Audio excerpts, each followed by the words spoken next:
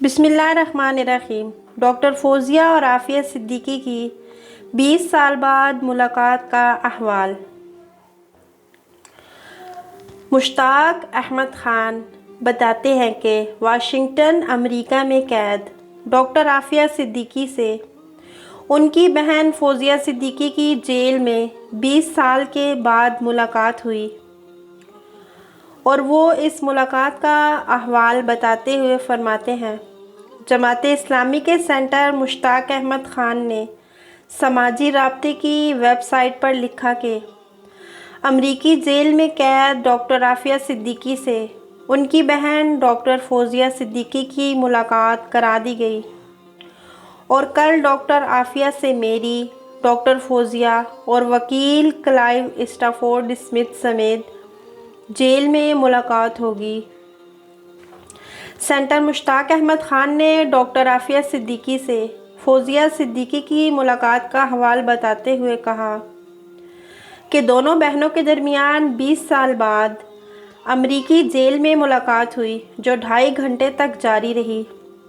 Doctor Fauzia Siddiqui को अपनी बहन आफिया सिद्दीकी से गले मिलने और हाथ मिलाने की इजाज़त नहीं थी, जबकि डॉक्टर फौजिया सिद्दीकी को ये इजाज़त भी नहीं दी गई कि वो आफिया सिद्दीकी को उनके बच्चों की तस्वीर दिखा सकें। मुलाकात जेल के एक कमरे में हुई जिसके दरमियान में बहुत मोटा शीशा लगा हुआ था, जिसके आर पार से दोनों बहनों की मुलाकात कराई गई।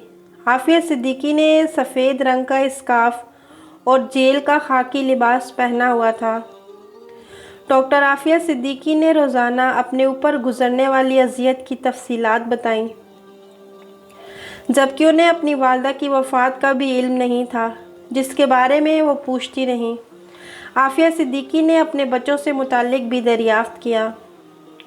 डॉक्टर आफिया के सामने के दांत जेल में तशद्दुद के बाइस गिर चुके हैं और उन्हें सर में लगने वाली चोट की वजह से सुनने में भी मुश्किल पेश आ रही थी। सेंटर मुश्ताक अहमद खान ने कहा कि अगरचे सूरत हाल तशवीशनाक है, लेकिन मुलाकातों और बातचीत का रास्ता खुल गया है। अब ज़रूरत इस बात की है कि आवाम आवाज़ उठाएं और हुक्मरानों को मजबूर करें कि वो फौरी इक़दामात करके आफिया सिद्दीकी की रिहाई का मामला अमरीकी हुकूमत के साथ उठाए। वाज़ेह है कि गुज़श्ता दिनों सेंटर मुश्ताक अहमद खान और डॉक्टर फौजिया सिद्दीकी जेल में कैद आफिया सिद्दीकी से मुलाकात के लिए अमेरिका रवाना हुए थे। डॉक्टर आफिया सिद्दीकी बहुत ज़्यादा जुल्म सह चुकी हैं। अब हम सबको मिलकर उनके ख़िलाफ़ आवाज़ उठानी चाहिए कि अमेरिका उनको आज़ाद करे और हमारे हुक्मरान इस बात पर मजबूर हो। जज़ाकुमुल्लाहु खैरन कसीरा।